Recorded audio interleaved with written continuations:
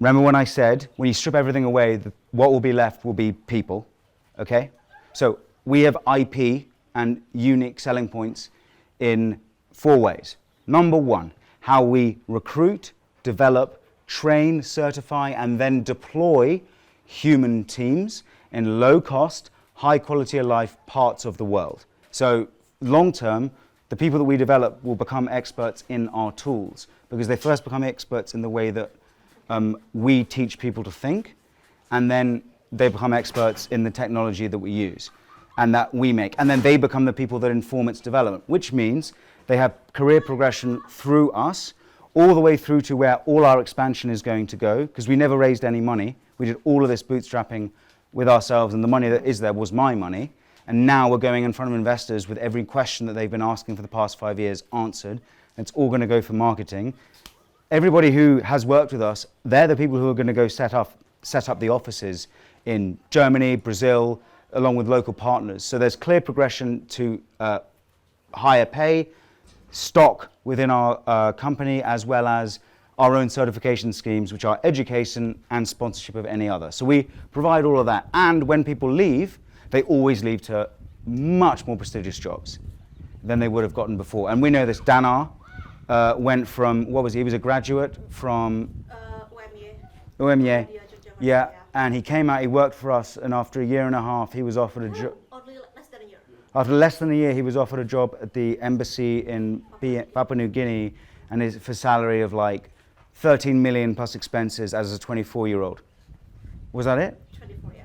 Yeah, as a 24-year-old, which no one gets, right? Outside of that, including expenses covered. It's just an example. There's loads of people, but the point is, we offer that development whether you exit us or whether you don't. So we're not sort of vindictive. And the reason I jumped onto that is this is built from the ground up to keep, and it's not exclusively Indonesia, but because of my previous career, this was the first place we recruited. We're already recruiting in other countries as well. We've identified the cities we want to focus on, the talent pools we want to focus on. Every stakeholder in the process, whether it's the national government, the local government, you, your families, wins. And that is fundamentally the difference, is when we are doing our valuations for investors now, all the standard measures that you use for like employment factors, productivity, we have to rewrite based on the past 4 years because they don't apply to us. So we change things on that fundamental level. So that's why we've sped up the timeline so much, because all the things that we needed to do to get people to talk about these problems have been sped up by COVID and now ChatGPT. So now we need to just tell people who we are.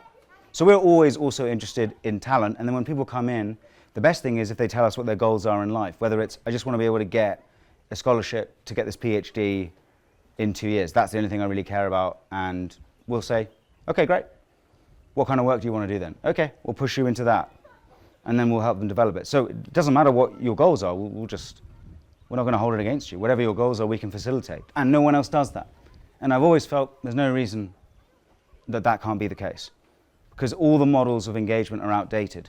And the final thing is, for us to be who we want to be, when people talk about us, even the people who had a bad experience working for us or didn't like it, because things don't always work out, right? That they only have good things to say. And you either believe me or don't. You don't have to believe me. I'm saying this now so that when we become public, you have all this information to reference. And, you know, I think when we started this was like, all right, we need to just film some, you know, we need to talk about things like AI because we need to get out in the conversation because people are just full of shit. And we won't include that in the thing. But we're reading the media and they're like, no one knows what the fuck they're talking about. And we can't do it anymore. We're sick of it. We're just like, right, we're just going to lean into it. And that's been our advice from the people who are basically driving the process for investment. Thank you, everybody. Thank you for coming here. And I hope you learned something useful. All right. Thank you, guys. Yeah.